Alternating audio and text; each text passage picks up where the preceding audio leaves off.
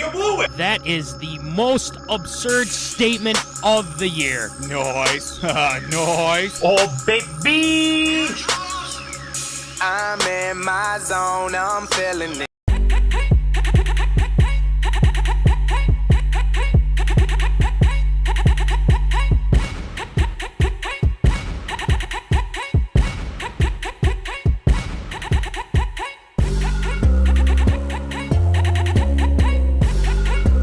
Live from West St. Paul Studios, it's time for MinneZona Sports Live with DJ Matty C and Paul the Shield Vold.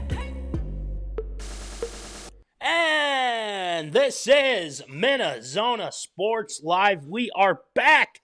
Yes. Episode 209. 209. Wow.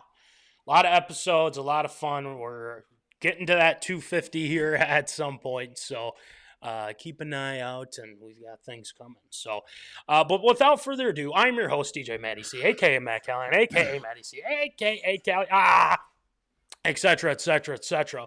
And all the way in Granite City Studios in St. Cloud, Minnesota, the Shield. What is going on there, Shield? I mean, other than just doing the show here tonight, this week kind of sucks a lot. I mean, people are just dropping like flies. I don't know who's going to be next. I hope it's not me. I hope it's not you. But people are dying left and right. It is completely insane. But at least we get to do the show. It's starting to feel a little bit more like Fallout. I mean, it was 80 degrees today, but still, I mean, it's supposed to be pretty cool out. I played softball last night. It was pretty cool. Temperature-wise, supposed to be cooler out this weekend. Looking forward to that. So I'm looking forward to another great show too. So for softball, are you guys in the playoffs? Is that yes? We just started playoffs last night for the fall league. We went 2-1, so we got to win, I believe, at least 3 more games to win the championship. But tough task. There's some ringers out there on the other team, so we'll see how it goes. You did something that the Twins didn't, make the playoffs. This is true. More on that in a little bit. Oh, I went there. Oh boy. Voldy, before we get into our jam-packed MinneZona tonight, yes, we have Pick'em. We have a new leader in Pick'em. We do, and that leader is our own Mikey Ryan. Yes, Mikey Ryan is leading the way in the Pick'em. I told him, I said, you're leading the picks, and he's like, how? So I'm like, weird. Well, so weird this year. It's weird with the ESPN trying to figure things out with that and whatnot. But yes, Mikey is our leader right now, and things are doing well. And I believe Mikey's Crepes is doing. I think he's right behind Mikey, and that Ellefson guy we did not find, unfortunately. So hopefully things work out for the better there. Yeah, hopefully. So that means there's another opportunity for that. Yes, absolutely. The MinneZona American flag hat. You can get this by getting your picks in. Get those in as soon as possible to win that bad boy again. We're putting that up for grabs. And again, we've got plenty of hats, for instance. So make sure that you get your picks in, and you will have a chance to win a free MinneZona American flag hat. Oh, I love that hat, man. It's just so nice. Yeah, I do too. I just wish they would fit my ginormous head. I mean, me too. I got to go on the last one, but it fits, I guess, somewhat. There you go. My huge ass head. Right. Whatever. So with that being said, tonight we're starting off positive, thankfully. The Minnesota Vikings defeated those Green Bay Packers. Let's go. Yeah. That first half was amazing. The offense was clicking. Defense was playing well. A couple of picks on Jordan Love. Nice. Second half, a little bit of a different story. Packers got hot, and there was a couple miscues, but the Vikings did what they had to do, got the job done, got the W. So we'll talk about that tonight. And then after that, there was big news on Friday night. The Minnesota Timberwolves have traded karlanthonytowns to the New York Knicks. So I there's not like here. This is what I'll do, Voldy. This is what I'll do. It's like a half and half. The mixed bag. Mixed bag. Yeah. But for one, I'm going to miss Cat. We're going to talk about that as well, give our thoughts on the whole trade deal. I did message our guy, Alex Zappa, and as well as Cole Munson. And Cole Munson, he said that he was crawling up in a ball and crying himself to sleep. So he wasn't saying that a year or so ago. He was saying trade Cat, and everything. Now he's sad about it. So just saying. But that is not the only thing. We got to talk about. We got to do something that we probably should have done maybe earlier. But this is the last straw. This is the last freaking straw, guys. We are inducting the Pohlad family into the Hall of Shame. Yes. Well, you know what? Wait. Congratulations on the Hall of Shame, but this is what we really want to say to you. Oh, yeah. If you followed the socials medias, yes, I did create this graphic, and it was warranted, and it needed to be done. I mean, they're all clowns, all of them, and including Joe Pohlad, who is running this whole thing. So we will be talking about that for our Hall of Shame tonight, and for adding two with Jameis Winston, Infamous Jameis, Johnny Manziel, and then Daniel Snyder. So that there are inductees. So Alex, our guy Alex is tuning in tonight. He says, moment of silence for Money Munson. I love it. That is so true. He'll be all right. He'll be all right. Fine. Ricky, he got through Rubio, so he'll get through Cat. So we'll talk about that. And then ARAs tonight, we got plenty of them. The Gophers got screwed against Michigan. We're going to talk about that whole ordeal in ARA. The Raiders are going to be trading Davanteadams relatively soon. A lot of offers up there. And the MLB to revert to team jerseys for the All-Star Game. Voldy is not a fan of that. We will talk about that as well. And the Big Ten and SEC football partnership, power conferences going head-to-head. We'll see. And then the last one, the Bruins with Swayman. Far apart on a contract. We'll talk about that as well. Shield shoutouts to wrap things up. So, Voldy, I say we get things going. We give the people what they want. They want to hear the Vikings. They want to hear the Cat trade. And they want to see the Hall of Shame. Boo the hell out of the Pohlads. Please, comment your thoughts throughout this whole show. That's what we want to hear from you, too. So, make sure that you keep your chats open and throw it your way. So it'd be fun. All right, let's get it going with some Tater Tot Hot Take.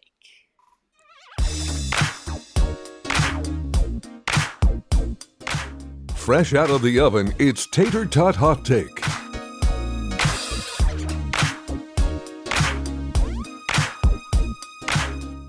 Tater Tot with an O, not an E. That's how you spell it.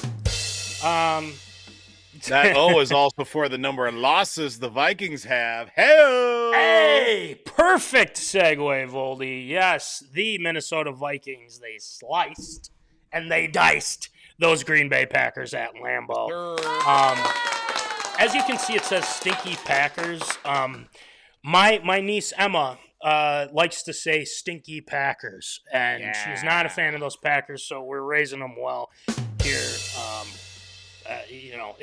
That's what we want. My nieces, they got to know, we don't like Packers. We don't like them. No. So, anyway, like we said at the beginning, the Vikings were pretty much on a route of the Green Bay Packers. It seemed like they were up 28-0. I was thinking, oh, baby, we're cashing in now. Let's keep it going on them. But, unfortunately, Brandon Powell gets hurt.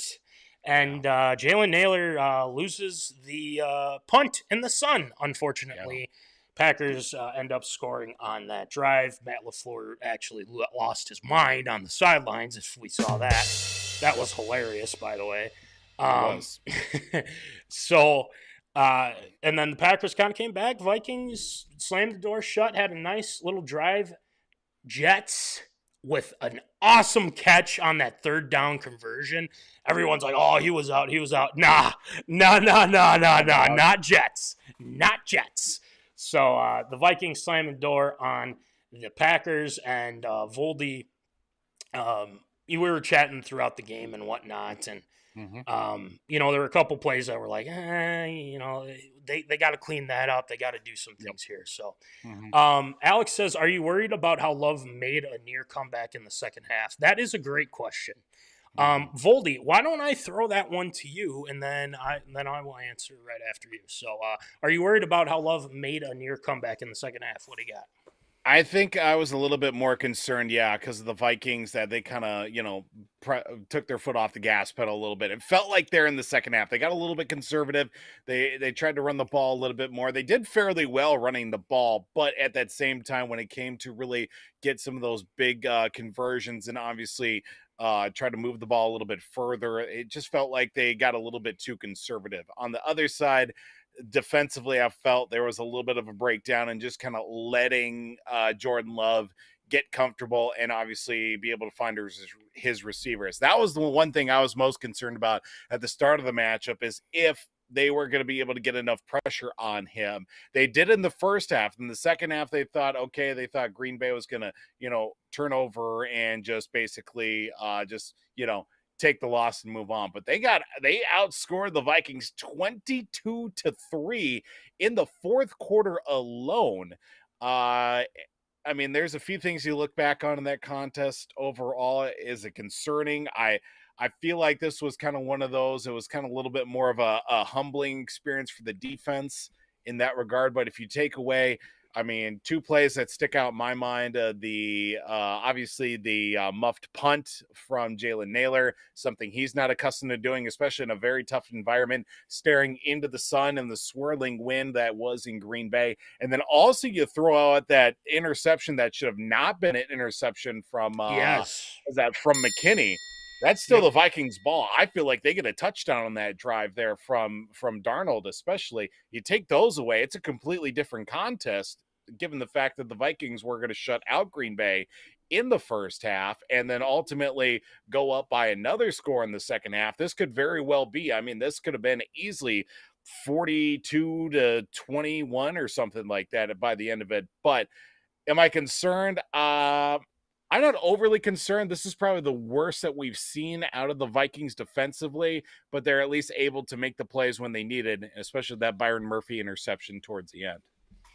Voldy, you're getting praised for that Expos jersey from our guy Lucas.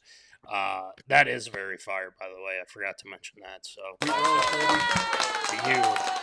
Pete Rose, yes, that's right. The Legend. Legend right there. R.I.P. And shout out to Lucas too. The card farmers down in Marshall there. He's doing a great job doing online orders now, I believe. So congrats to him. Check that out. Yeah, I do definitely want to check that out. So we'd love to promote it too. So let us know, Lucas. We'd love to do that for you. Get him on the show. Let's do it. We'd love to. Absolutely. He says, we had such a lead. I feel we didn't go as hard and played more laid back defense. That's exactly my thoughts as well. Now, 1000%. let me throw a couple of ideas your way here too, because you go into the half and you're thinking, we got these guys. We're just going to steamroll them and go from there. They're going to fold. No, they're not going to fold. I think what the Vikings were thinking, Voldy, and the Zoners can attest to this as well. Love didn't look good in that first half. Like, I'm saying physically. Like, some of his throws were really low. He was just kind of immobile. He wasn't moving as much, and he just looked rough. And it looked like they shouldn't have put him out there. Now, after that first half, he comes into the second half. He looks a little bit more moving around and things like that. He looked, relatively good from that. And then he started to get hot, and the Vikings were turning over the ball, unfortunately. But you mentioned the Sam Darnold interception. Well,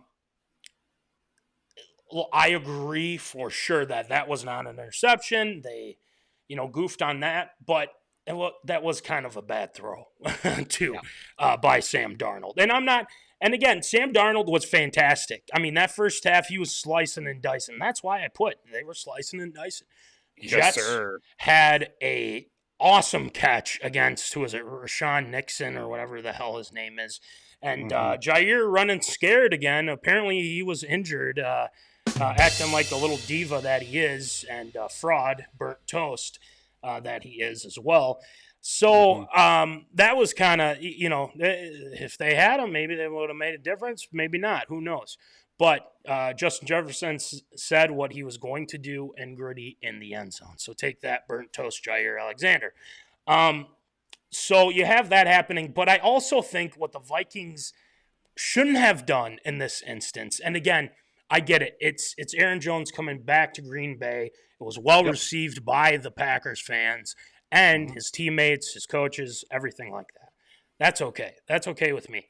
But don't try to force him to get into the end zone, because the goal is to end this game, right?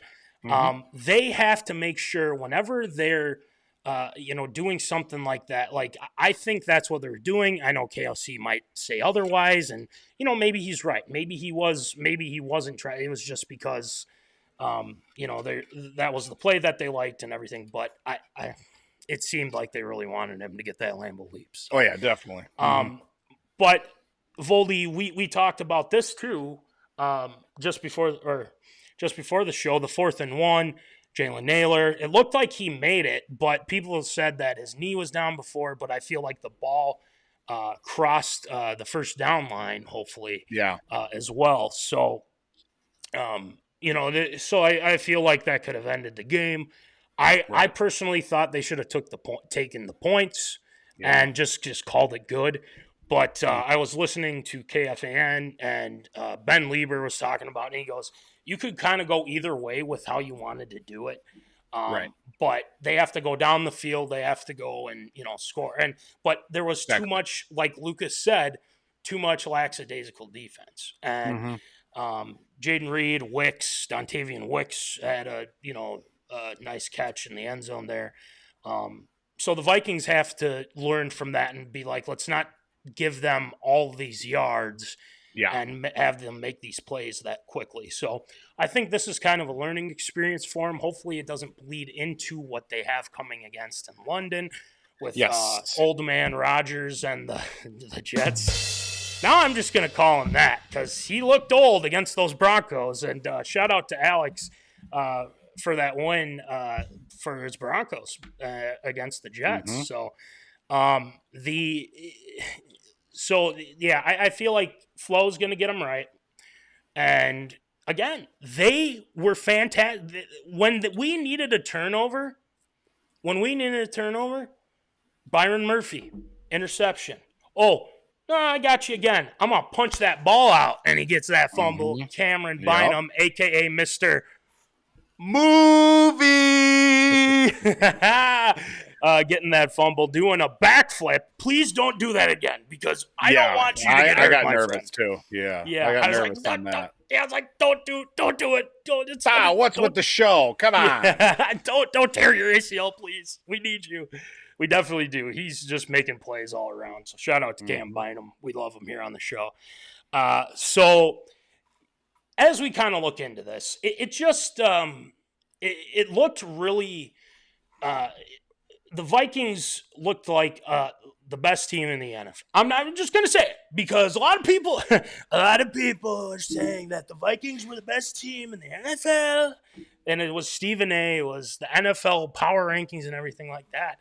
So let me ask this of the zoners and of you, Voldies, just because we've, definitely looked the best. Lucas says we have definitely looked the best.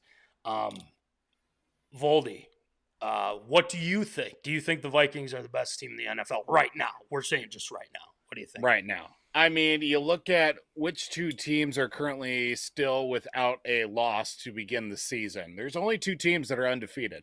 You've got the reigning, defending, undisputed back-to-back Super Bowl champion Kansas City Chiefs.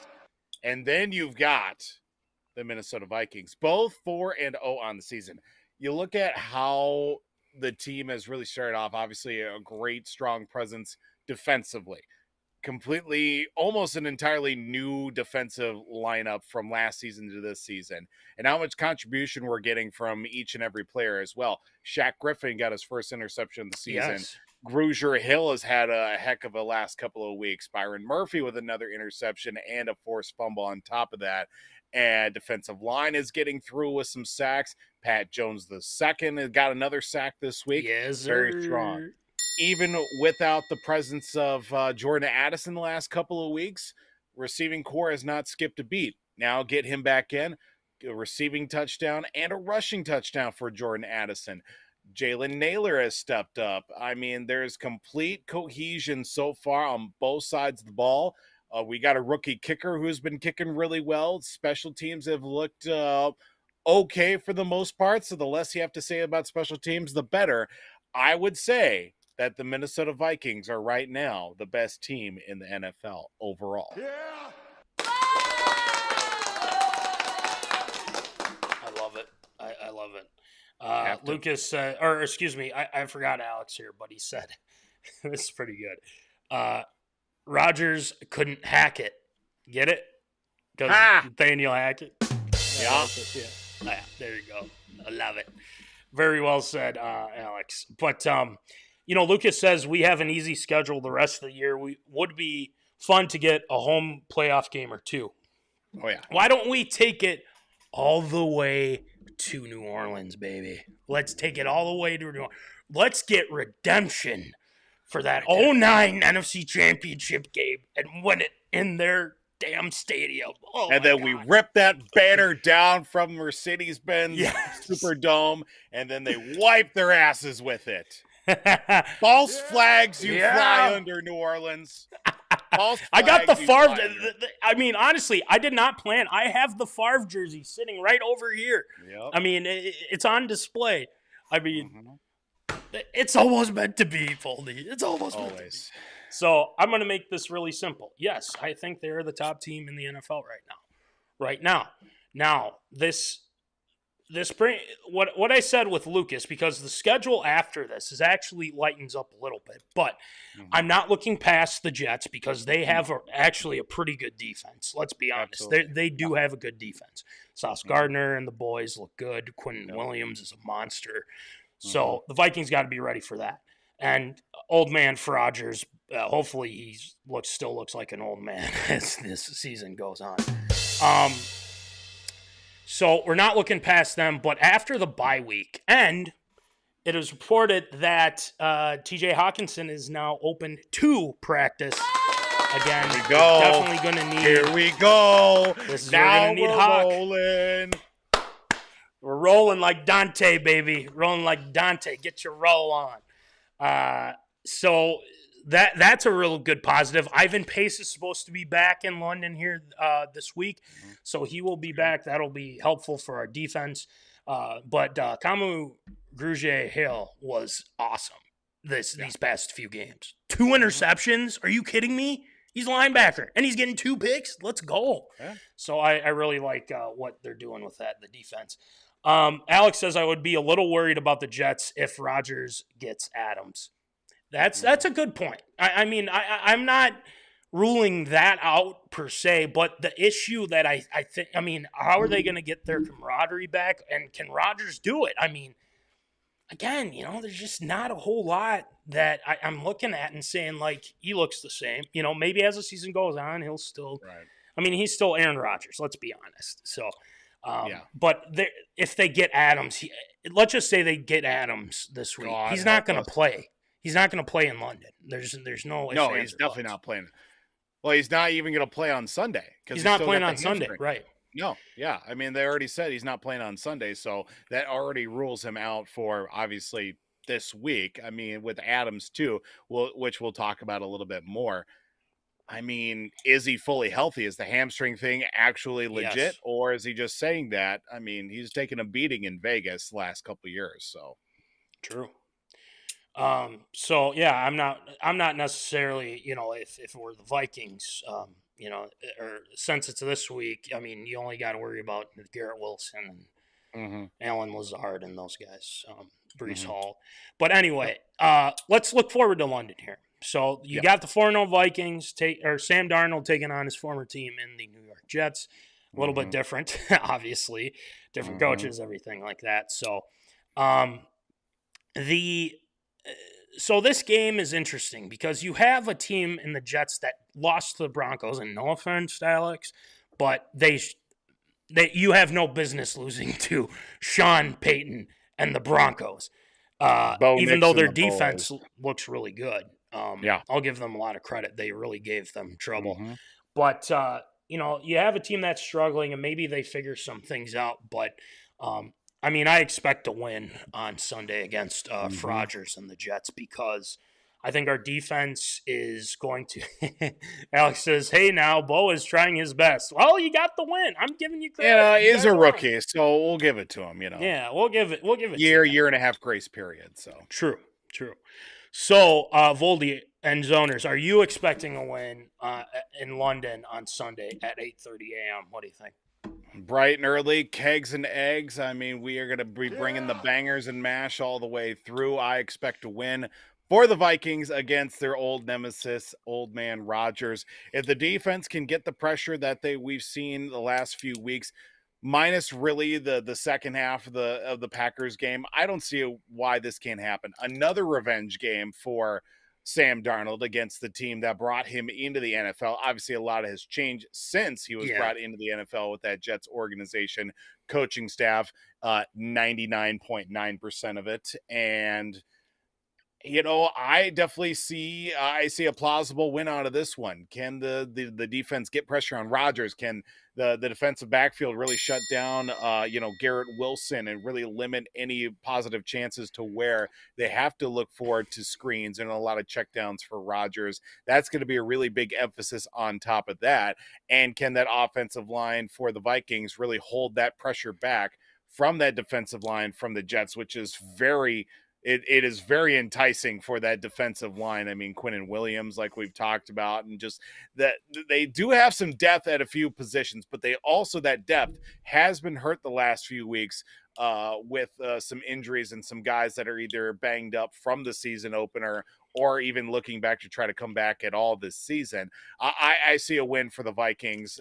Every time they go internationally when they play in London, I can't even remember the last time they lost overseas. I think they're undefeated in London. 2016, they played against the Steelers, the Matt Castle game, W. What was it, 2-3 years ago, the double doink against the Saints? That was a W. 2 years ago, yeah, that was. It was 2 years ago. Case Keenum versus the Browns, Thielen. Yes. Going in, that was a win. That was a win as well.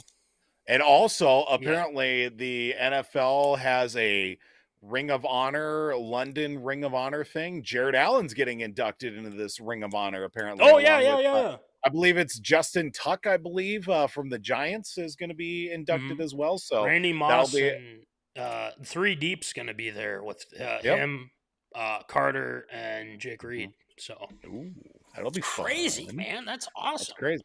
It's a win. Vikings overseas, great following in the UK as well. Look forward to it, and a win. Big win.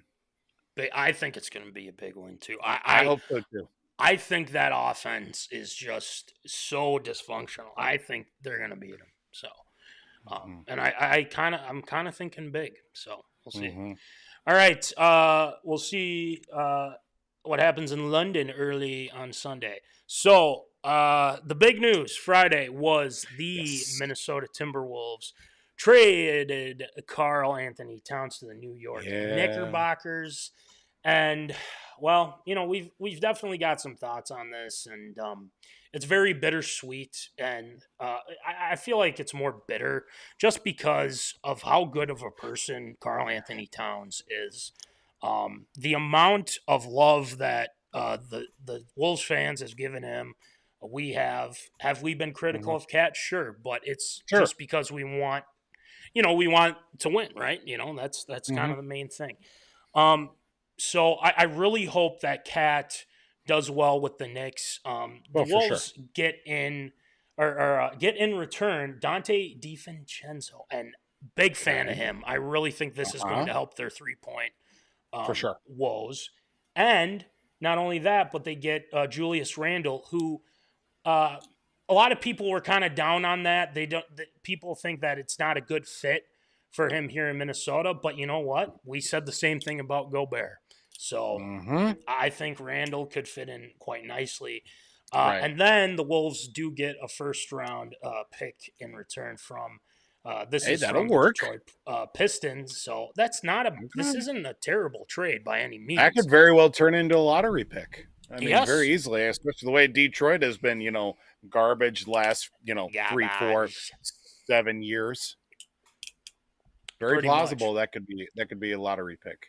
That very well could be. So, Kat also threw out a video thanking Minnesota fans and everything like that, which was very well done. I have not seen the Wolves one yet, but I plan to. He started in 2015. Voldy, you and I were both still in college. And, that's crazy. And think about that. I mean, he's been there that long, 9 years. It feels like a lot longer. Yes, I mean, he played with Kevin Garnett, for God's sake. He did. That's how long it's been, but yet it feels like it hasn't been that long. And they took, that photo together. Cat looks so young in that photo too. Right? I mean, granted, we were too, but it was a really cool gesture. I do want to bring up one thing, but let's get to the zoners here. Alex says the Cat trade just means the Nuggets have an easier road to the final. Okay. This guy and his Nuggets. Golly. But I wouldn't say it's easy now. I wouldn't say it's easy. You got to worry about DiVincenzo now coming off that bench. Yeah. That bench is deep now. I'm just saying. That bench is real deep. It wasn't deep before. It's deeper.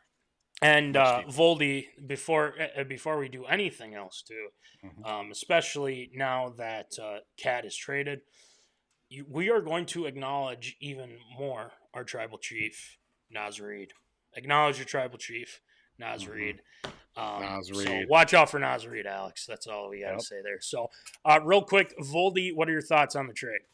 To say I was surprised by the trade, I wasn't. I kind of figured we were going to be moving in a direction this offseason, just given the contract situations that we are in, obviously with Cat and obviously with Rudy Gobert as well.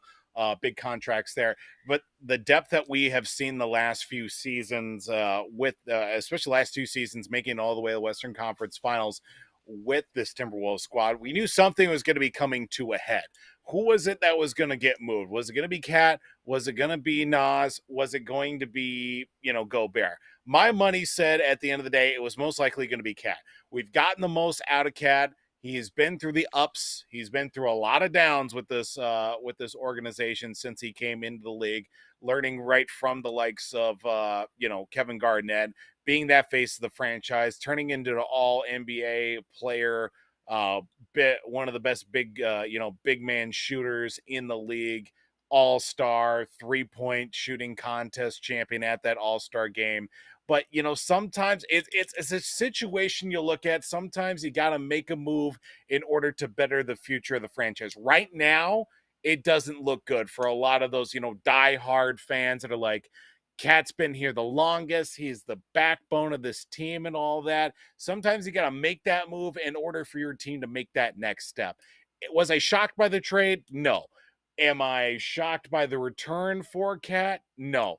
I think Julius Randle, DiVincenzo as well are definitely very high caliber players to that same degree. You get 2 for 1 out of Cat and also that pick you can throw on top. I think the Wolves got exactly what they needed out of this trade for Cat. It's just, you hate to say that it was going to be coming anytime soon.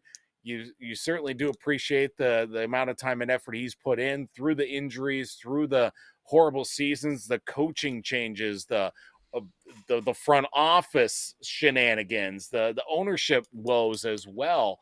You put all that, and still he put up big numbers. He put up numbers and was very good in his time. The fact it's been 9 years and it feels like it's been 20, but yet at the same time, it still feels like it's been 9 months that we've had Karlanthonytowns. a lot of great memories on top of that. I just hope that you look on this trade 3-4 years down the road, as this was the start of something for the Timberwolves to get past the Western Conference Finals, maybe lead to a championship down the road. That's the goal, and this solidifies that this is Ant's team now. And for sure, like, clear cut. We knew that for a couple of years now, but this is, for sure. But I'll go real quick because we definitely want to get to the Hall of Shame here. So I will say that I was kind of shocked at the beginning because I was kind of like, well, damn, like, I thought Cat played pretty well. And one thing I do want to bring up, and this isn't a shot. Well, it might be a little bit of a shot, but let's be honest.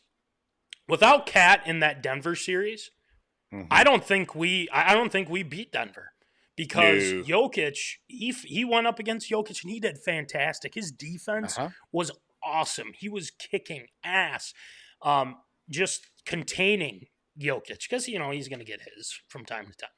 But I thought Cat did a fantastic job in that aspect, and I was very happy to see him, kind of grow, especially winning in the playoffs and whatnot. It's sad because Ant and Cat were pretty close, as we both know too. So that kind of sucks, but at the same time, like Ant said, it's business, and that's just how things are.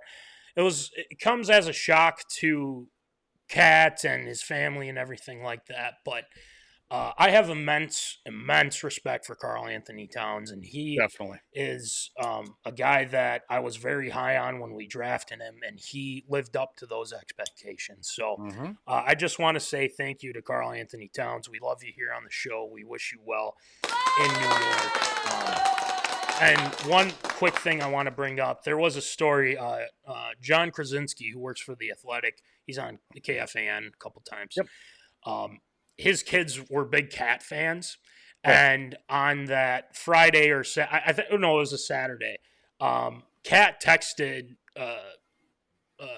John and said, like, hey, how's it going, and they got to talking, and he said that his daughter was his daughter and I think his son were in sports and everything, so there was a game for his daughter in Blaine, and Cat's like, oh, okay, I'll be there.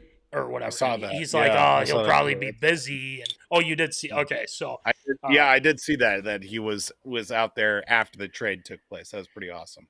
And he brought his dad. He took photos with people. I mean, that is just so classy. So claps out for Cat. I am really honestly, I am rooting for him in the East. There. I mean, it's not going to be easy. The East is pretty good, but Cat, we respect you here on MinneZona Sports Live. So absolutely, we'll get more thoughts from Munson and Zappa here in the coming weeks, but wanted to quick talk about that.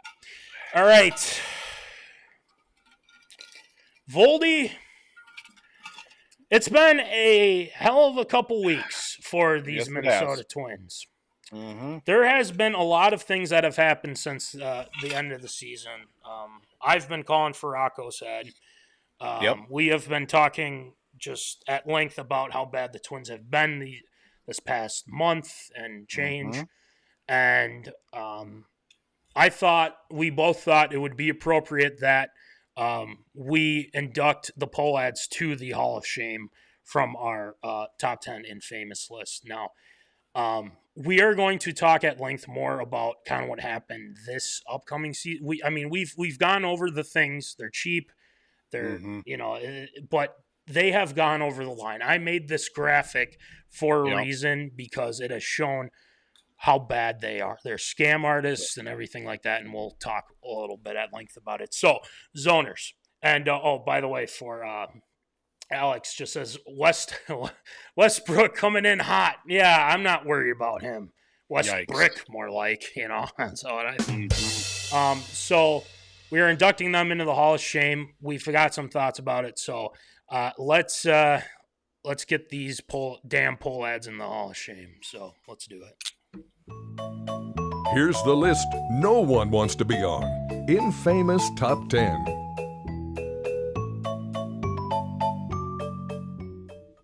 All right. right, it is time for the Hall of Shame. You know the deal. It's the Pohlads.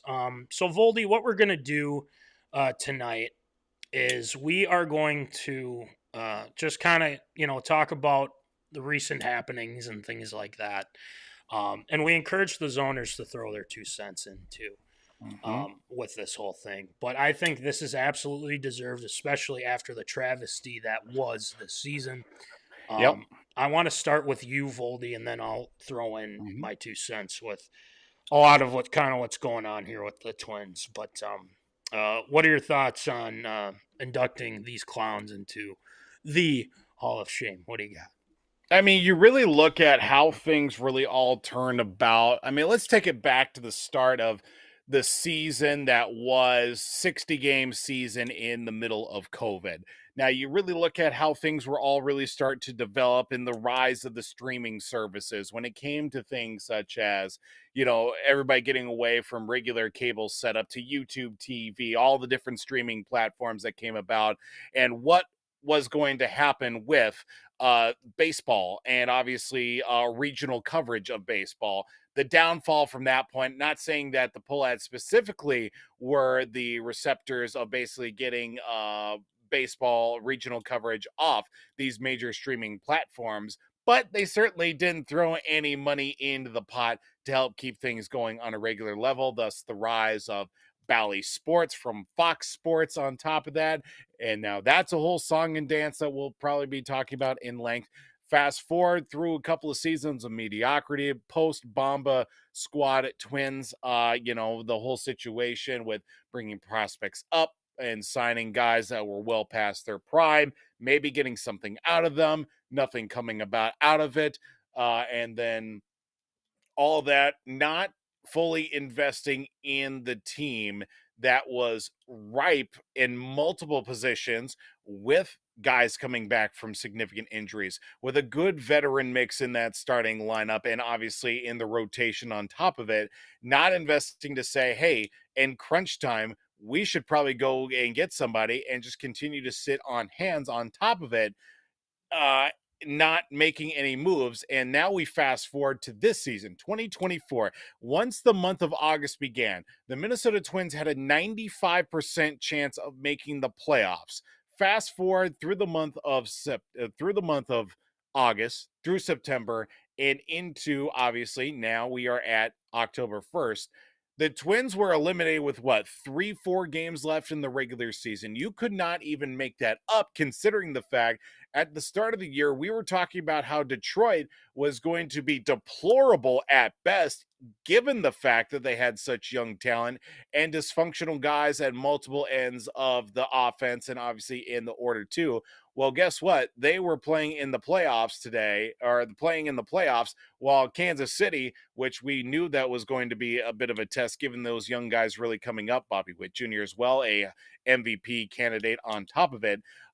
Certainly looking at the situation, the Twins are in an odd flux of old veterans hampered by injury and young guys not getting the full chance to spread their wings, maybe a year or two ahead of their current outlook, while teams around them, minus Chicago, thankfully, are poised with their young talent and maybe a couple extra veterans in their lineup that are on their way out to get them in a proper position to make a run at the AL Central and into the playoffs. Now, all that on top of that, not putting money into the franchise that you have owned for God knows how long, and at least give them the tools that they need to be successful, to build a championship winning roster and bring some pride back to the state, at least on a baseball side of things, with a atmosphere and a stadium that you do have that is very high on a list of not only just people across the Midwest, but across the country as well. People have many great things to say about Target Field and the amenities that they have when they come visit, or at least ranked very highly among the MLB, MLB stadiums across the country. There's a lot of good things people say, but yet the on-field product is not matched what should be done behind closed doors. And there are just so many things happening. And now we look at, as soon as the season ended, that ownership, and obviously Derek Falvey saying that Rocco Baldelli is going to be retained for the 2025 season. That right there is just fully saying that they have no idea what the hell they're doing, and this is just going to continue now, this downward spiraling trend of just incompetency at many levels. And I even saw too today that obviously there are releasing or firing 4 coaches based off of what happened when it came to the poor hitting performances in the back half of the season. I literally said to myself, you're firing the wrong guys. You're firing the wrong guy in the first place. Rocco's the one that should be going, not these other guys, and let somebody else make the decision whether these 4 coaches should have been let go, as opposed to one guy pointing the finger at somebody else when it's clearly at the end of the day his fault over the rest. But circling it all back around, the Pohlads need to take a much more vested interest in their investment and the group that they do have, because sooner or later things are going to come to a head, and I just pray we don't end up in an Oakland situation or even a Chicago situation that we're looking at. We need to sell, this team needs to be sold to somebody else who actually gives a damn and wants to actually do something with it, instead of sitting back and just collecting our money for coming to see games. First of all, well said, Voldy. That is pretty much sums up, a lot of what I think too. I'm going to add some stuff to this, but Lucas says they just need to take their profit and be done with them. Yep. It's that simple. I wish it was that. I wish it was that simple, but that's of course the Pohlad way of doing it. Nor do they care, and that is kind of how I look at it as well. Now, you guys know, or zoners know, that I have a profound hatred towards the Pohlad family, and I feel like it is warranted in that aspect. But let me just preface this by saying that I'm not going to get up and start yelling and screaming and everything like that. I'm going to try to remain calm as much as I can here, Shield. So I will try to keep it that way. So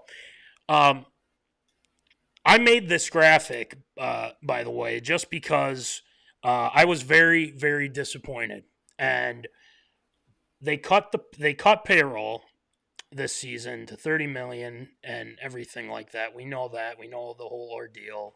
You know my thoughts on Rocco, but let me fire away something that has been a very interesting and or not surprising comments from one Joe Pohlad, who's technically in charge of this whole thing, and he is he is running the baseball operations. I believe Jim Pohlad was before, and now he is running it now. And I believe he's a nephew or son or whatever. I really don't care. And I mean that too. So Aaron Gleeman, who is respected, they have a really good, him and John Bonus have a really awesome podcast. He's on KFAN a lot, and he's very good at what he does. So he went and texted Joe Pohlad about payroll and why the team, is treated just as another typical business. I don't know how you say that and kind of go from there. So let's start with his first question. He said, "You said you have to make business decisions, but does a sports franchise necessarily need to be treated as a typical business, or can it be treated as part of a bigger community and you're the stewards of something that involves thousands of people? As you look forward, is this going to continue to be treated as just revenue went down, payroll goes down, or is there a different view of a sports franchise? You own a lot of businesses. Is this just one of them, or is this potentially viewed differently?" Pretty direct question. Mm-hmm. You are the owner of the Twins, of baseball operations. Right. And he says, "No, I view my job as running our business on behalf of this team and our fans. And I'm trying to manage our business so that we can put a winning team both in the short term and long term. And sometimes things come up. Whether they are a different number of things, I'm not going to get into them. And then decisions need to be made. I'm not going to get into those types of decisions, but it is both long-term and short-term in terms of how you were describing it, Aaron. So yeah, the goal is to always to have a winning product on the field where fans can come and get excited about their team.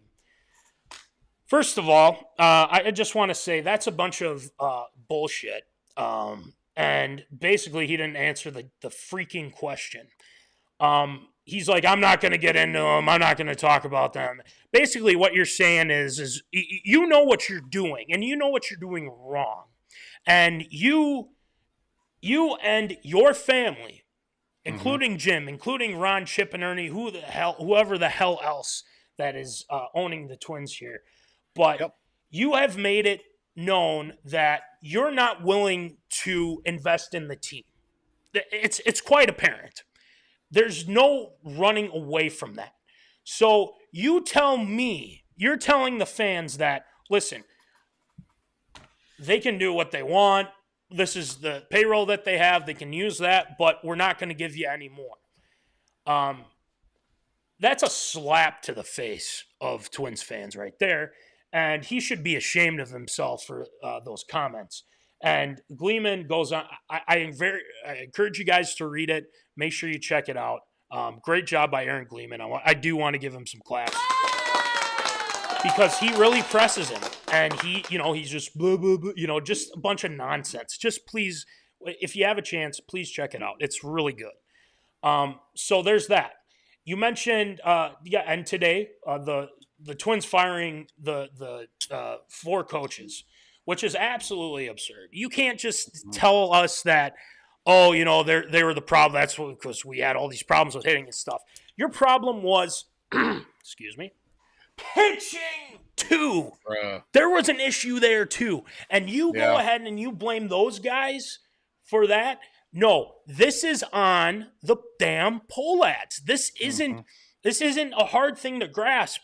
And you have a manager that clearly doesn't know what he's doing and taking guys out, doing the analytics and sabermetrics thing. It's not working. And the Twins are going to pay for it these next couple years if you keep on keeping on with Rocco. All right, so the next thing is another news story comes out. Bally Sports will not carry Twins games in 2025 if new deal isn't reached.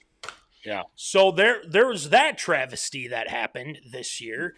Is Bally Sports, Comcast, that whole ordeal, the Pohlads taking that money, pocketing it, going from there.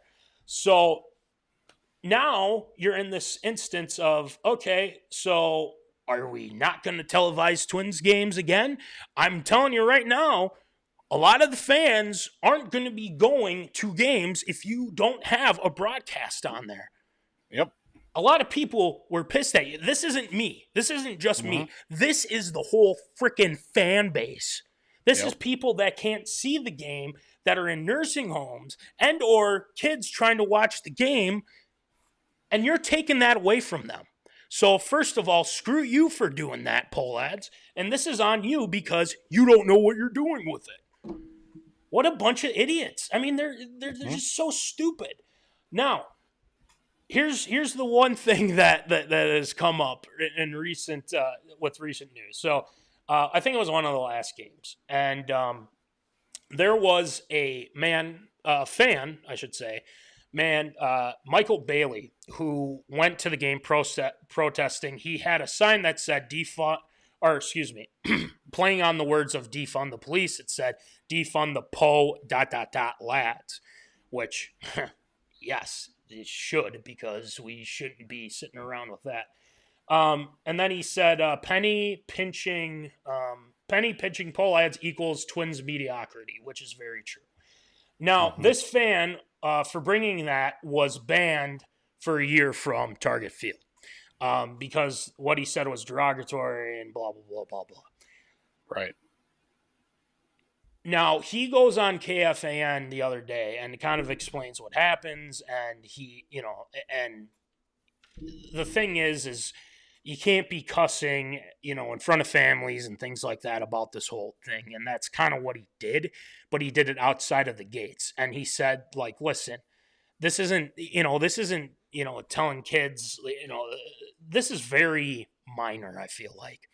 And the fact that they had to bring out so much security and everything to this is absolutely absurd. And the fact that you're going to ban this guy from Target Field for a year just because he's speaking his opinion tells me that you guys don't care, and B, you're just protecting your asses by saying, well, we don't want the fans to lash out. Pohlads, I got some news for you. This isn't going to stop. We here at MinneZona Sports Live, and as well as the zoners here at MinneZona Sports Live, we're not going to stop talking bad about you because you have done this whole state a disservice by not spending money, by not investing in your team, by giving bullshit, excuses. And you think that you can sit here and say, well, we don't care. We own the team. You can't do anything about it. We don't have to sell it. We don't have to do everything. Listen, people will not go to games if you keep doing this. This is not a thing where you can just say, well, we're just going to let this blow over. They'll get over it. No. They said that they weren't going to cut payroll this upcoming year in 2025. I don't believe it for 1 second. I don't, because they are pathological liars. They are scam artists. And they have done this whole state a disservice by not investing in this team. Now, I want to wrap this up by saying I've been a Twins fan my whole life. Papa Callahan, Mama Callahan have taken me to games, and I've enjoyed those games from the Metrodome all the way to Target Field as well. And I've always wanted to see the Twins get to that point. Like in the early years, I thought they were going to. And, unfortunately, it didn't work out. And then they were good for a little bit. They just kind of happy to be here Twins, like we've been talking about here on this show. And, I thought that this could become something, but once as I was getting older, I understood that ownership wasn't spending money. They're not going out and, doing things. But it's not just the fans saying it. It's the players. The players. Johan Santana was quoted saying something about them not spending money at the deadline. Justin Morneau. Twins players are complaining about them. And they turn their, they go on mute and say, oh, we don't hear any of it. We're going to do what we want and because we can. I think now this has turned into every Twins fan is against the Pohlads right now. Oh, yeah.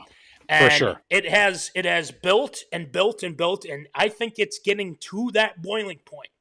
Yep. Now, if I were to ask you, which again, and am I going to go to a Twins game next year? Am I going to boycott, not do it? I can tell you one thing: I won't go to as many because I usually go to like 3, 4, whatever.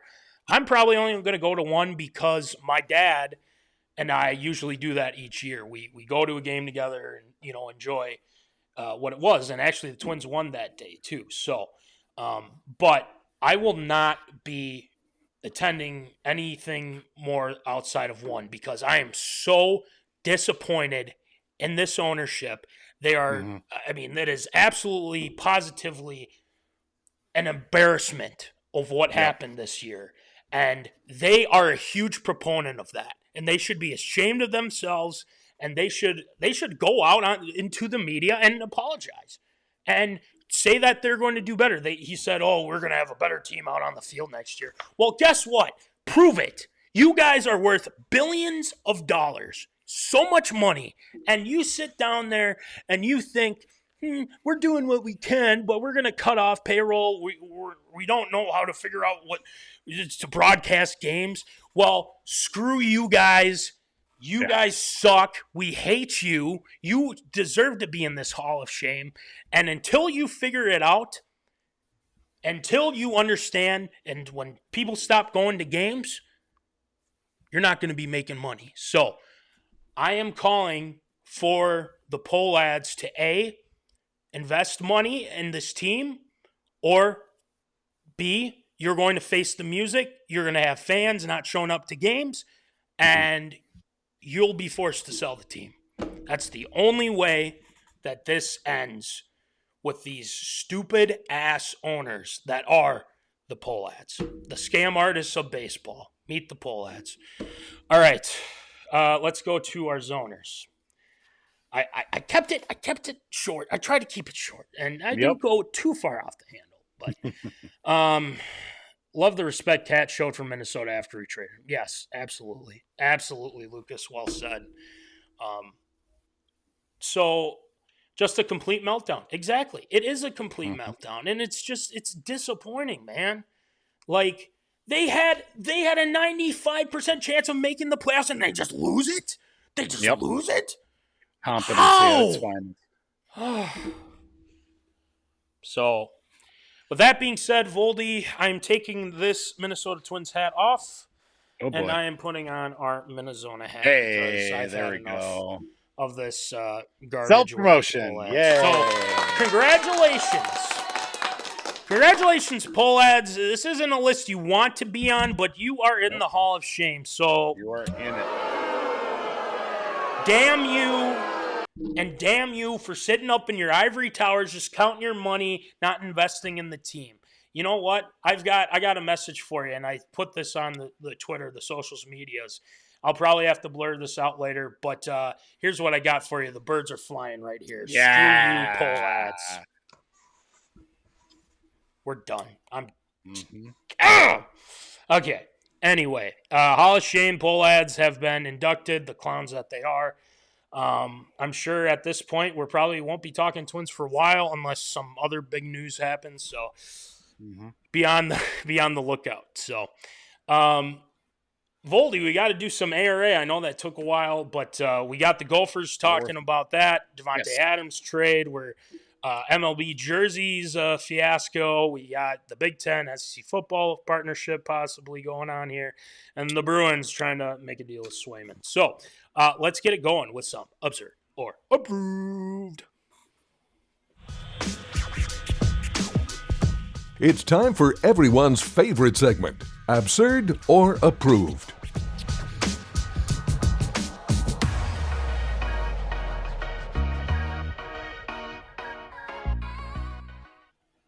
All right, it is time for Absurd or Approved. So, Voldy, why don't you rattle them off for us, please?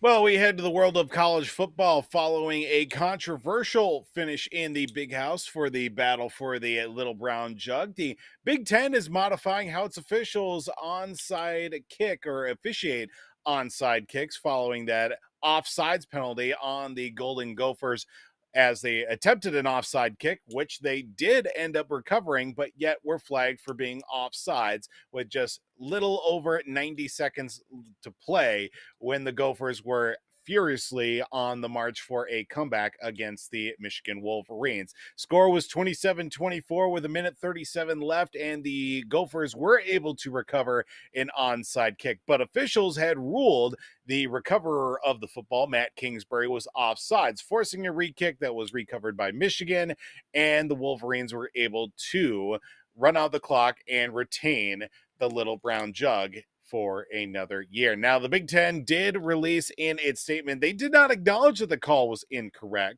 nor did they say that the flag itself was uncalled for. They just didn't say anything. But they did say that officiating crews from the league will now position the line judge and the headline judge on the restraining line of the kicking team, quote, thereby putting multiple officials in the best position to consistently make the correct judgment. As they did say as well, the change to the officiating mechanic was also approved by the NCAA. With all that being said, of course, with the onside kick, that was recovered, and the Gophers were just marching right down the field with no hindrance whatsoever in that second half. Very reminiscent, a precursor, if you will, to see what we saw with the Packers in the second half against the Vikings. It was just the Gophers that were the benefit of that march in the second half. Is it absurd or approved? The onside kick should have been awarded to Minnesota. And does it really change all that much now that they've made a change in the officiating style? Well, I'm glad. Apparently, from what Fleck was saying, is that he talked with Big Ten officials, and the Mark Coyle was in on these meetings as well to figure this out. And the Gophers absolutely 1,000% should have been awarded that. It was proven that they were obviously onside, and they got the fumble, and they should have gotten an opportunity to either A, tie the game, or tie the game going to OT, or win. Right. And that first half was abysmal. Yes. It was like, they went from the Iowa game, and they still were stuck in that. And then they roar back. That's the Gopher team I want to see, is throwing the ball. Good mix of run and pass. Not this, we got to run with Taylor, I love Taylor. I think he's fantastic. But absolutely, did you see that Daniel Jackson catch? Feed that man even more. All the receivers, they're very talented. Use these guys. That's what I'm trying to tell Fleck and his offensive coordinators. Use them. You're going up against a Michigan team who's not as good as they were last year. You had an opportunity, and they had some problems in the first half and everything like that, which they could have.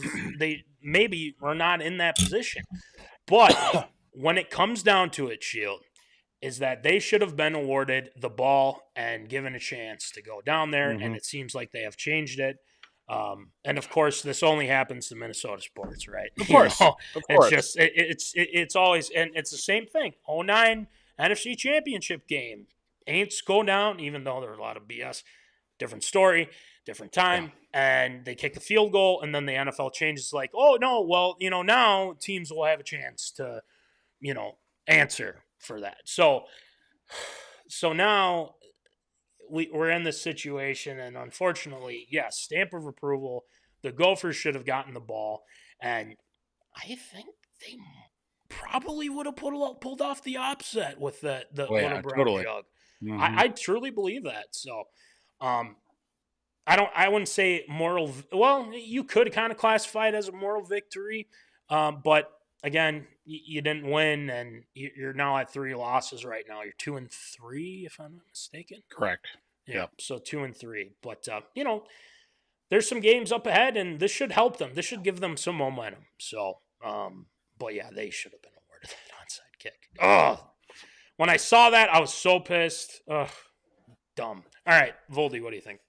When it comes to the little brown jug, the only moral victory is victory itself, especially in the big house. It hasn't been since the Mitch Leidner-led Golden Gophers in the big house. 2014 is the last time the Gophers have won the little brown jug.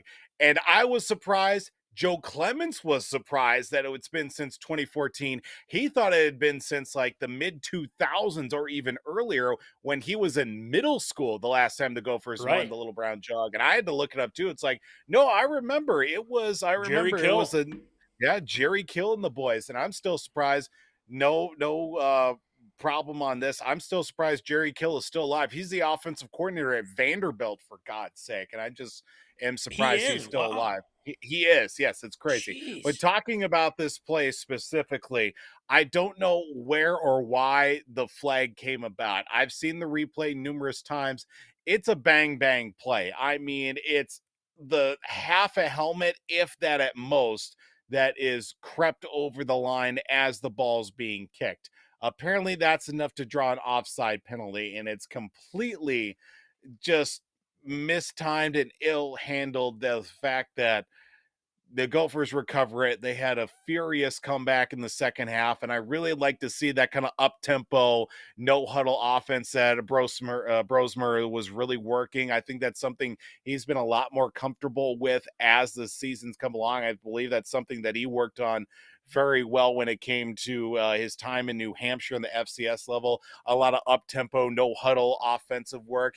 Get that going, mixing with the running game. It worked out very well in the second half of that contest. But is it going to make me feel any better that they changed the rule? No, but hopefully in the future it'll work out for somebody. Won't be the Gophers, because the officiating crew probably won't give the Gophers credit for anything in that area. I mean, it's got my stamp of approval for sure that the Gophers should have gotten the onside kick, take it down the field, score the touchdown, take the little brown jug back home, and at least feel good for that, and not have Floyd back in the trophy case. I'll take the little brown jug for sure.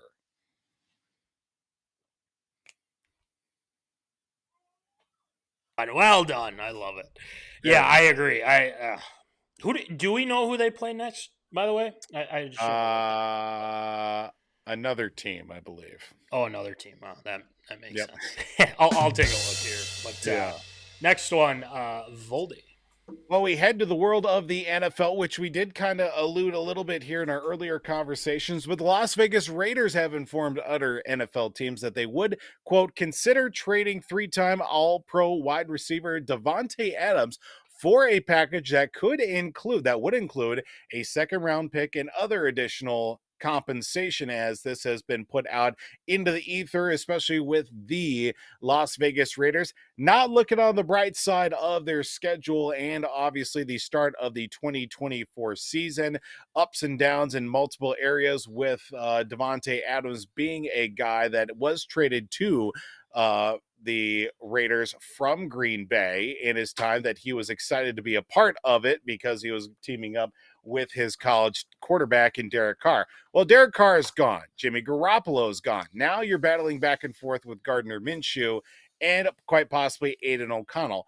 Is that going to work out in the long term and the future? Davante's hurt. He's battling a hamstring injury and has not been the most warm and bubbling of personalities as of late, given the fact that his team has struggled in multiple areas. Now, is it absurd or approved with everything that's been going on in Las Vegas? Is it absurd or approved? Will we see Davanteadams be traded before the trade deadline in 1 month's time? Just to go back to our previous area story with the Gophers, they play USC this weekend, Saturday at 5:30. That will be is that in tough. SC, or is that at home? I thought it was at SC, wasn't it? Oh, it is at home. Okay. Oh, well, there you go. A lot of Trojan fans there. 11, they're ranked 11th, so I don't know. I think they could pull off the upset. I mean, they very well what could they did be against Michigan, so we'll see. Mm-hmm. All right. So back to Davante here. Yeah, I think they will. I just think this hasn't been what he thought it was going to be. Yeah, he kind of comes back home. He played at Fresno State with Derek Carr. Mm-hmm. And then now it's just not working. Gardner Minshew he has his flashes, kind of like Aiden O'Connell too. They have their flashes, but generally they're not great. But I feel like he should have known that when he got traded to the Raiders with Derek Carr there. So yeah, I think they're going to trade him. I think they have to at this point. They're a team that's probably not going to be going anywhere in the AFC. And they just don't have the quarterback to get him the ball. Now, the big question is where, per se, could Davanteadams go? I mean, he could go anywhere, to be honest with you. People are saying that the Steelers, but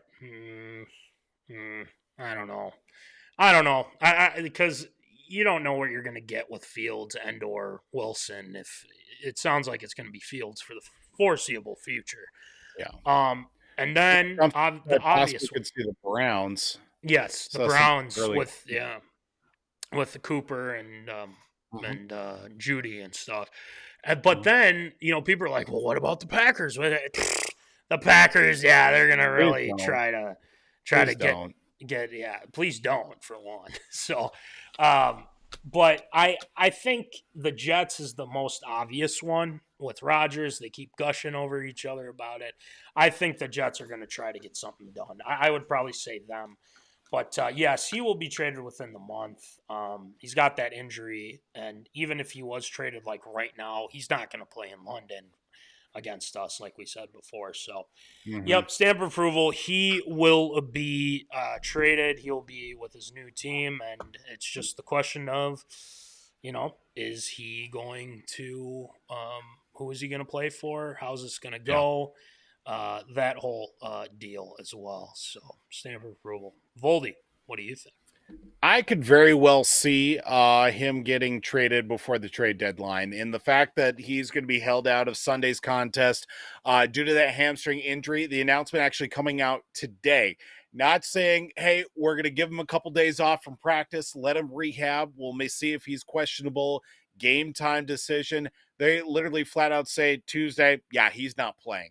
I think that could very well be an indication that maybe we want him fully healthy, but we're going to keep him healthy to see if we can get some good trade capital out of it as well. Second round pick, maybe a player, maybe a couple more picks on top of it. We'll see. Can't trade a guy that's half healthy and not get what you want in return out of it. I think that is certainly a strong indication that the wheels are in motion for Davante to get traded as well. Because if you really think about it, he was brought in to be with his college quarterback and really revitalize his career. That worked out for a hot second. Derek Carr is gone. He was brought under an old regime as well. New coaching staff is in right now. New front office is in right now as well. This is not one of the guys that they signed. This is a guy that was traded here from a team that set them back a couple of years with the the picks that were taken away for this trade. I could very well see this trade taking place. It's definitely got my stamp of approval.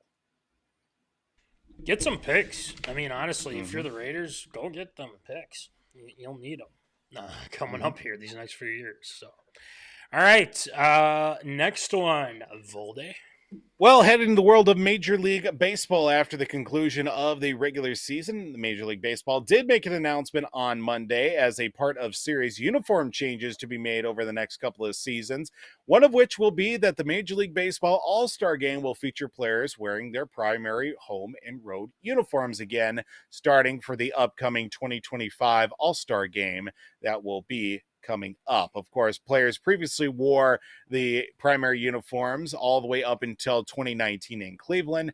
That switched into 2021 when they took place in Colorado, featuring the home and away of the American League versus the National League. And there's been widespread outcry from players saying, hey, we want to wear our uniforms at the All-Star Game. And of course, this past season, the uniforms being switch to a new distributor out of the Nike Vapor Premier jersey design. And obviously the lack of positive results that came out of the new uniforms that came this season, with more changes set to be taking place coming up here for the 2025 season. The league cited production timeline said uniform modifications will not be fully implemented until the start of the 2025 season as well. Of course, the things that we saw with mismatched colors in gray uniforms, pants being fully shredded after one use, all that taking place. Let's bring it right back to the All-Star Game itself. Do you think it's absurd or approved? Is it better to have the individual team jerseys over the league jerseys that we've seen the last 5 years for the All-Star Game? Well, it's just like, oh, let's try this. Oh, let's try that. Let's wear this. Where's that? Stick with the American League and National League jerseys. This doesn't make a whole lot of sense to me why they have to change it up in order to, prove a point. And, I know that it's like, oh, you can wear their home jerseys, their home hats and everything like that. It's like, why can't you just have I think it was red and blue. You had the red as American League and then blue as National League as well, if that's it's really all the it's all been dependent on where the All-Star Game has been. Like when it was in Seattle, sure. Okay, it was like it was like the green and the blue. Colorado was like purple and like gray or something like that too. Right. So yeah, I gotta say it's absurd, and especially with the issues that they had with the Nike Vapor Premier jersey, whatever the hell that is. But Voldy, I am with you. I think this is a foolish idea, of course, but I think the more they change it, the more it's kind of getting stupid. So, with that being said, Voldy, what do you think? Here's the problem that I have with a lot. My initial reaction is like, this is dumb. The All-Star game is not about individual players representing their teams. No, this is about picking out the best from said American leagues and also the National League teams to come together and battle once again against each other for who is the better league itself. And people ultimately also say, like, I liked it when the All-Star game was the deciding factor who gets home field advantage in the World Series. It actually meant something, and players actually wanted to play in the All-Star game. In this day and age, guys are skipping the All-Star game and they're not wanting to go because it doesn't have the same luster as it did in years past. I think that if you bring stuff back like that, it will certainly entice guys, because if you have at least one player from each team in the American National League dugouts, throw that into the mix, at least one of those guys is going to have home field advantage in the World Series by the end of that season. And a lot of people are citing, they used to wear the primary uniforms through, the start of the All-Star game, and it's a part of our history. When did Major League Baseball give a shit about history itself? If it did, the Montreal Expos would still be a team. The Oakland Athletics would still be in Oakland. The Tampa Bay Rays would cease to exist in all of its entirety. There would not be any of these major changes that we've seen in the last 5 years, let alone in the last 100 years of baseball, if Major League Baseball cared about history itself. I love the fact that it's been American League versus National League. And yes, ultimately the jerseys are about making a quick buck and, trying to turn a profit with these uniforms. But if you have them, you might as well use them, because we see all these other primary home and road jerseys throughout the whole season. It's not too often you see the All-Star jerseys in use one night out of a 162 game season. Let's make it count and make it work. I want the jerseys that have been used the last 5 years, American League versus National League, represented. It's completely absurd in my mind that individual team jerseys should not be worn in the All-Star game. I think Tate agrees with you as well, and that is something that I think needs to be addressed with this whole thing too. So, yeah, I'm with you. I think Tate's with you too. He was upset with that, and I don't blame him for that instance. Daddy was shouting. Dad was, that's right. That's right. All right, next one, Voldy. Well, heading back to the world of college football, the Big Ten and the SEC, no, they're not fighting against each other.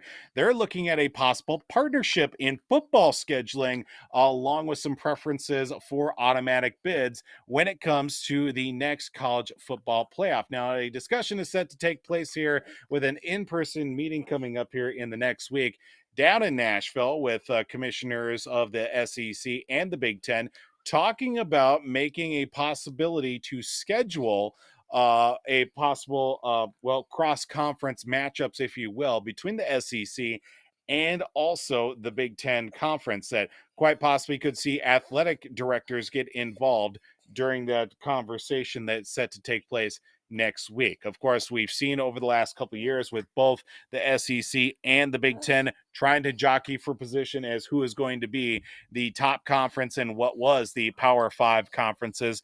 But now we're looking at a situation to say, let's take away one conference game and let's put our best of the best against each other to really see who is going to be the top conference of it all. So is it absurd or approved? Would a crossover in these conferences and scheduling be worth it for both conferences?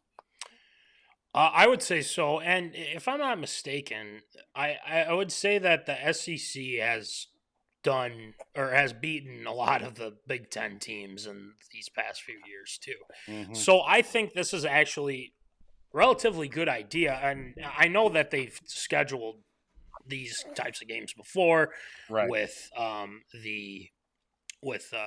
Michigan and Alabama, I think, played one another one time, Georgia and whoever else. I just think it's a good idea because some of the time you see these Big Ten teams just get thumped by these SEC schools. And it just really doesn't make sense for them not to play against each other. I mean, you play them in the college football playoff. Like, we get that. That's fine. Yep. Like, no big deal there. But the one thing that I want to add to it is that if you add it early in the season, you get some awesome matchups. Unfortunately, the NCAA is going to make a lot of money off that too. And, Right. I just think that it's going to kind of show what the competition is between the conferences, because you kind of feel like the SEC's got those teams to kind of beat like a Michigan, Ohio State, or Penn State, and just a lot of those teams that are fairly good. So I want to see more of it. I think there should be a partnership there. It looks like they're working out a couple things and whatnot, and I think that it makes sense. And I believe, Michigan and Texas went up against each other. I know that Texas is an SEC juggernaut as well. So a lot going on there for the SEC and Big Ten. I just don't want to see the Gophers get thumped. I think they play Alabama next year or something. I think that's what happens. That'll be interesting. But, stamp of approval. I think the partnership's good for it. Voldy, Tate, what do you think? I think it's definitely worth exploring and looking into, because we've seen, obviously, this year as well, you've seen Texas versus Michigan. That was a favorable matchup for Texas, given the fact that they're back in many respects. Michigan, obviously, the defending national champion, to really test themselves against a burgeoning program that is on the revitalization route. But then you look at a little bit further down the list. Will we see like Minnesota versus Vanderbilt? Will we get Wisconsin versus Auburn? Usually matchups like that you don't usually see until, back half of the year, maybe early January, late December matchups with bowl games. But this would be great to see early on in the year. Maybe you get we saw Wisconsin versus Alabama this year. I mean, wish it would have been a little bit more favorable if Wisconsin's quarterback didn't get hurt against Alabama. But seeing that early on in the year, I think it's very strong. It's very plausible, especially when you get ranked teams in the mix too. I mean, we could very well see Florida versus Ohio State, the battle of the Urban Meyer teams. I would be very in favor of that. You take away one less conference game, I feel like that'll be maybe not so much favorable for like the coaching side of things, but I think it'll be good to at least be able to draw in a lot more fans. Because we see, I think it was at least 5-6 years ago or so, like when Wisconsin hosted LSU, and they played that game actually at Lambeau Field, and it was a great turnout for Wisconsin fans and some LSU fans that made the trip up to Green Bay. I think taking that into consideration, it ultimately does play into the college football playoff too, because you look at, once the playoff does come back around and you get these matchups too, it's like, hey, we faced this team earlier in the year. A lot of things have happened since then, but we know that we can compete with this squad. If you get like Iowa getting into the college football playoff and they got to play, Arkansas or something like that, something weird should happen like that. That something like this would be a benefit for both conferences on a major level for sure. I agree with Tate. That's all. And I agree with you as well. I just think getting those teams together early in the season, you're going to get a lot of eyes looking. So speaking of eyes, Tate's eyes are just awesome, man. He's got those big. Oh no, need that. We need your dad to talk there, Tate. Oh, I love it. All right, let's wrap this up. Last one, Voldy. Well, looking at eyes on a situation that is certainly something worth noting. Well, the contract standoff between the Boston Bruins and restricted free agent goaltender Jeremyswayman has reached a new level of, let's just say, somewhat pettiness, as earlier this week that offers have been extended back and forth, maybe not so much, but in a conversation that did take place earlier in a preseason news conference on Monday, team president for the Boston Bruins, Cam Neely, former power forward as a power forward in many areas for the Boston Bruins, said he believes Swayman wants to play in Boston, but it's unfortunate a deal hasn't been done yet. Quote is saying, I don't want to get into the weeds with what he asked us, but I know I have 64 million reasons why I'd be playing right now. Now, throwing that number out there certainly throws in the direction. Now, Swayman's agent did come back and say, disputing that the numbers that the Bruins extended out to Jeremyswayman were not according and were not even close to what was being offered by the Bruins in that sense. Of course, training camp is well underway. We've got the season set to open here in the back half of this week.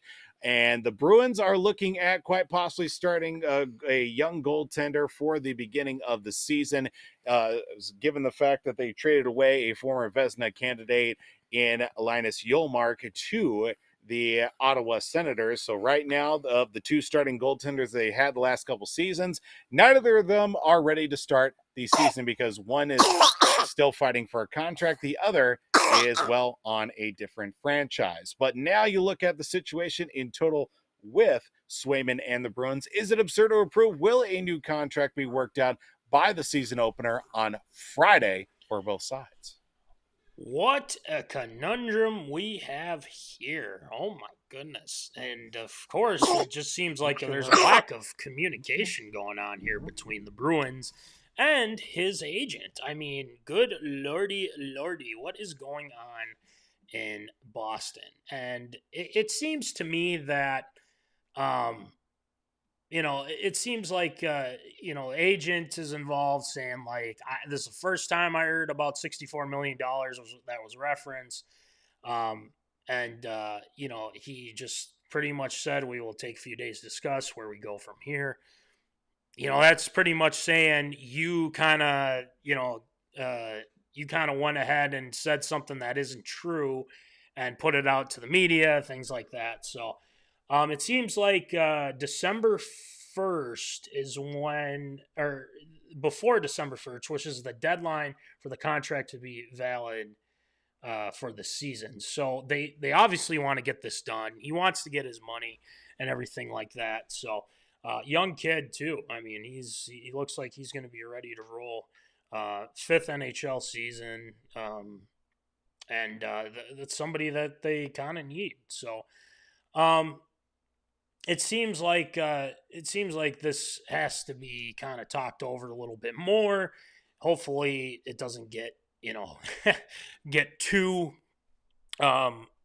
rough over these next few days. Because I mean, if they want to try to work out a deal, they gotta figure some things out and go from there. So I will say that to answer your question, Voldy, I would say that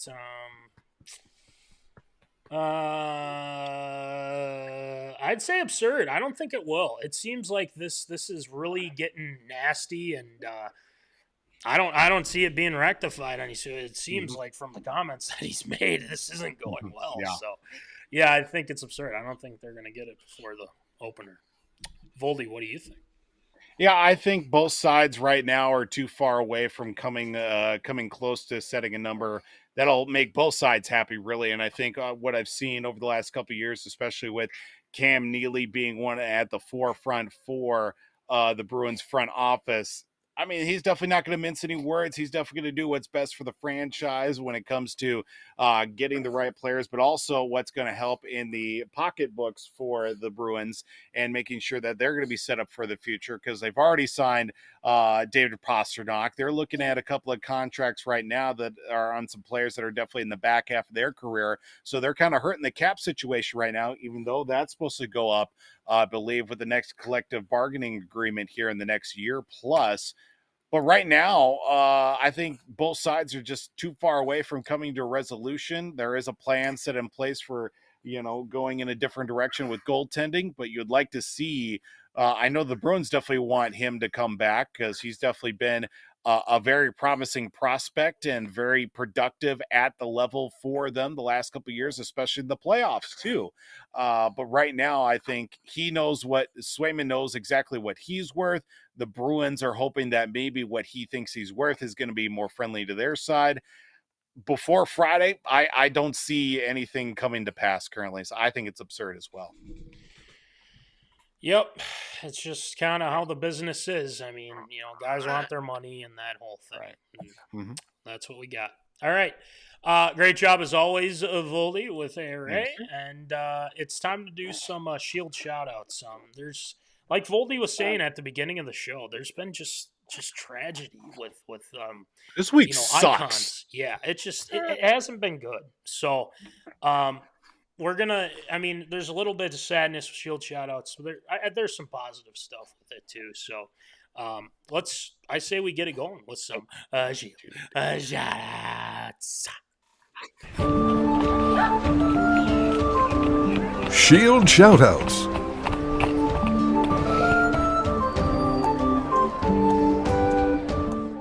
Trust me, Tate, you don't want to eat those earbud cords right there. I mean, not tasty, I will say. All right, Shield, who you shouting at tonight?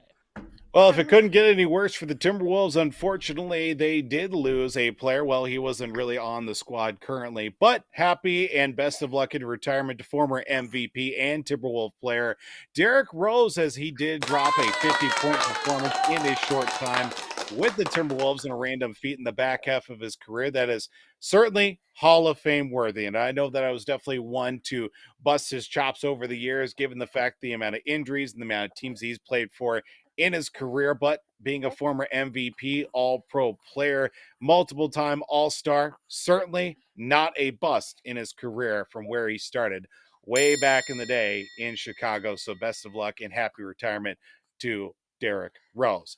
And of course, the jersey that I do wear tonight just represented one of the few teams that was represented by the now late icon, the hit king himself, Peterose, as he passed away at the age of 83 this week, an icon of the game, and MLB's all-time hits leader, games played, many other numbers that are held in high regard in the world of baseball and also at the Baseball Hall of Fame in Cooperstown, New York.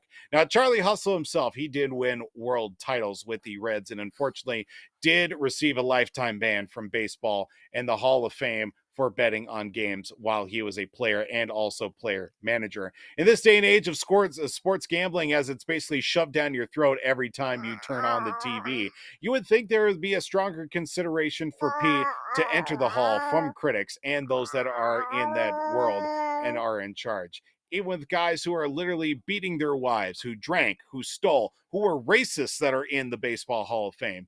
Major League Baseball and the Baseball Writers Association of America will now have to live with the fact that one of baseball's greatest hitters of all time died knowing the fact that he would never get the recognition that he deserved by getting that call to Cooperstown itself. So I say to them, to Major League Baseball, Rob Manfred, and those that call themselves the Baseball Writers Association of America, shame on all of you. Rest in peace to Peterose, and may he now rest with the highest of regard to all the greats that once put on the uniform, and including this one in a short time with the Montreal Expos. Sadly, as well, we did have to say rest in peace to basketball icon and global ambassador Dikembemutombo, who sadly passed away from brain cancer this week at the age of 58. Of course, Dikembe, most notoriously known for the finger wag itself. Now that people will do that, they will be honoring such a legend himself in Dikembemutombo in his time of his career in the NBA and spreading the game of basketball to the continent of Africa as well. I mean, there's been a lot of people who have died this week, and it sucks. Maggie Smith, Professor McGonagall from the Harry Potter franchise, Frank from American Pickers. You also had John Amos from Good Times, who did pass away this week too. This week just flat out sucks, and people, please just stop dying. It's getting ridiculous at this point. That is going to do it for Shield Shoutouts this week.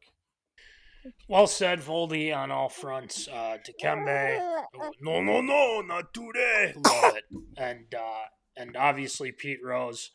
Isn't OJ in the Hall of Fame or something? Yes, actually he is. So yeah, I forgot about that. I mean, should be. he should be out for sure. Mhm. But D-Rose, man, I remember that 50-point game. I was so happy for him. And he played really well as a Wolf. I'm just saying. did. He did. played really well. He had a little bit of a resurgence there, with the Timberwolves. Yeah, it's awesome. So, well, great job with Shield Shoutouts this week, Voldy, as always, and multitasking for that matter as well. The Tater is doing well, though. He's hanging on. One's got a cough, so we got to just deal with it. Yeah, you know. I'm talking about you. Kids get sick. We get sick. It happens, right? Yeah, exactly. So, no worries. But Voldy, pick 'em. Yes, get those picks in. Thursday night game tomorrow, Bucks and Falcons, Kirk O'Chains. And you have a chance to win a MinneZona American flag hat. Tate's like, let me get that. Tate wants that. He wants. But, we will be giving away one of those bad boys. So get those picks in. Whoever gets the top one this week, you're going to get it. So, with that being said, get that in. And then, guys, we got the merch. We got the sweatpants. Fall is already here. Make sure you get some sweatpants. Maybe you get quarter zip. Maybe you get stickers, hats, winter hats. That's coming up as well. Tumblers, and, we got the shirts as well. So we will get that to you as soon as possible. But shout out to W2 Performance, our guy, Will Ruttell. We got to get him on the show here soon. www.w2performance.com. And then thank you to National Fleet Graphic, Crown Rental, Tyler Knutson for the stickers. Make sure you check the Brotherly Ballers podcast with Tyler Hermann, Jack Vickers for all your fantasy football needs. They just released a new episode today, I believe. So make sure you check those guys out and get your fantasy football fill from them. TLS Performance, our guy Troy Stoudemire Jr. doing some awesome things as well on the social medias. Make sure you check him out and what he's got going on. And make sure you check out the Popcorn Bucket List, Nick Dahlhoff, Ryan Meyerberg, Omni Entertainment. They've got new episodes popping weekly as well. Shout out to our guy, the Rhino. We will keep up to date with all the new movies coming out.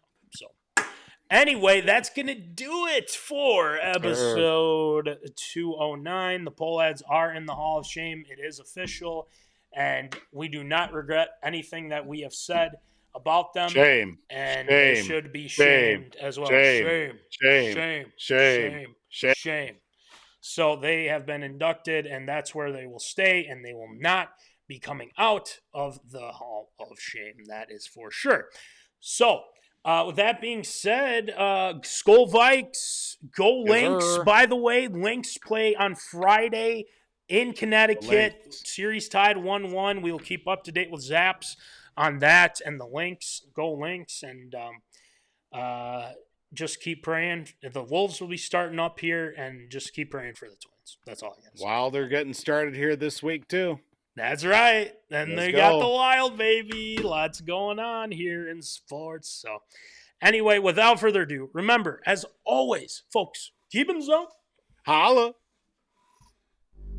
Thank you for watching MinneZona Sports Live. Join us Wednesdays at 7 p.m. for live show broadcast. And as Voldy likes to say, follow us on all the socials medias.